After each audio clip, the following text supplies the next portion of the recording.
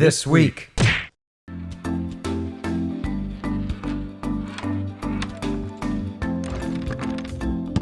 Gadgeteer is a physics-based VR puzzle game where you build chain reaction machines to solve fun, intricate puzzles. Your machine will use gadgets to launch, bump, twist, and turn, creating chain reactions that may even end up tearing apart the fabric of space and time. Solve 60 physics puzzles in endless ways in puzzle mode, or create your own and share them online. Our first impressions with Gadgeteer have been extremely positive, but I should have a full review ready for launch this Tuesday.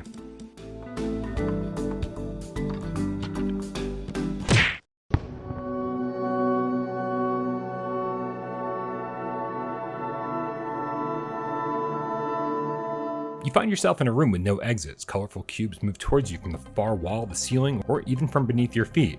To avoid being squashed, you must create matches of the same color. When the match is made, the cubes will explode and destroy any others of the same color touching them. But they keep coming faster and faster. How long can you survive?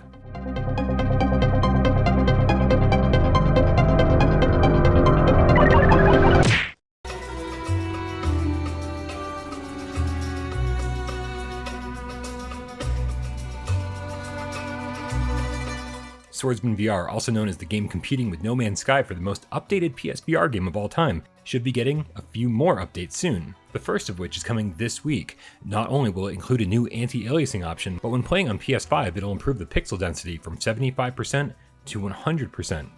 These screenshots attempt to give you an idea of what to expect, but anyone who has seen the improvements to Minecraft or Squadrons on PS5 know that the real test is when you're wearing the headset yourself. And of course, next month we'll be getting the hand-to-hand combat update, where you'll not only be able to punch and grab your enemies when you find yourself unarmed, but also pick them up and throw them. It's pretty cool.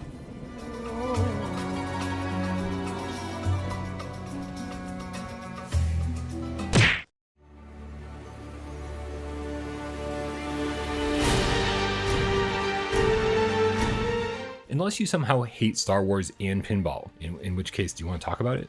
Did something happen when you were a child? Did episode 1 cause your divorce and lead you to drugs and alcohol? The Star Wars Pinball VR was almost a dream come true, with 8 awesome tables covering everything from A New Hope to The Mandalorian, not to mention all the unlockable music, toys, and statues you could adorn your fan cave with. But still, the graphics were blurrier than even Pinball FX2 VR, a game that Zen Studios themselves developed over 4 years ago. Well, we got word that an update is coming later this week, but what we didn't get were details on what that patch would include. So we'll keep our fingers crossed and let you know what happens.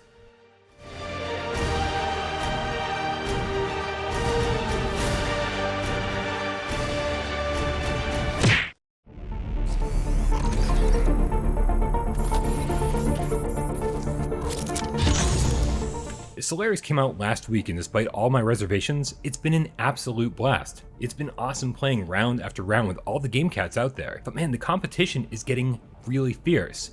So if you're planning on jumping in, not only should you pick it up while the game is still half off, but you should probably pick it up while everyone is still learning the ropes. But if the current sale price of $12 is still a little steep for you, here's a key. Oh wait, that was a European key. Here's one for North America. And if you're not one of the 2 people who managed to snag those keys and want another shot at getting a free code for Solaris, I'll be posting 2 more keys in the comments below, tonight at 5 p.m. Eastern.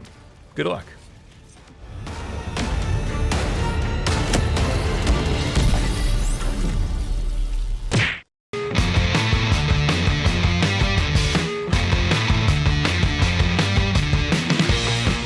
This week, PlayStation confirmed that they'll be taking part in Summer Games Fest. It kicks off just 2 days before E3, so it should be a great week for new games, announcements, trailers, and reveals. That said, with Sony's recent interest in focusing on state of play rather than big events like E3, it'll be interesting to see what they have in store.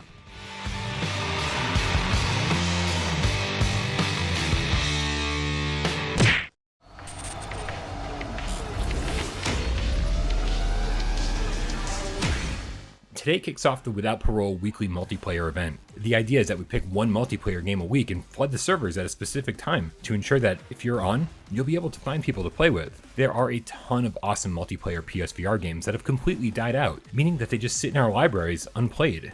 So let's change that. Join our Discord to keep up with what game we're playing every week and what time we'll be playing. Spoilers, today it's Wipeout Omega Collection at 2 p.m. Eastern.